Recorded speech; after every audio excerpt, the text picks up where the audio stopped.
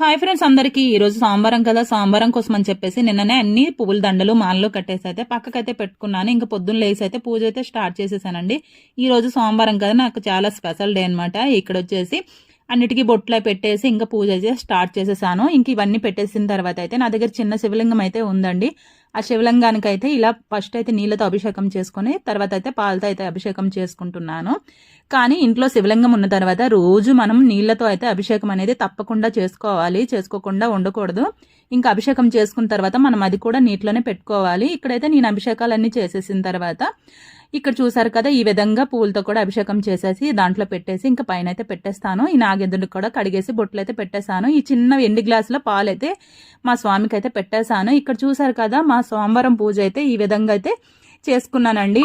ఈ పూజ అనేది ఎలా ఉందో కామెంట్ బాక్స్లో కామెంట్ చేయండి. అలాగే మా వీడియో నచ్చితే ఒక లైక్ ఇవ్వడం మాత్రం మర్చిపోకండి. సబ్స్క్రైబ్ కూడా చేసుకోండి ఫ్రెండ్స్. Bye bye.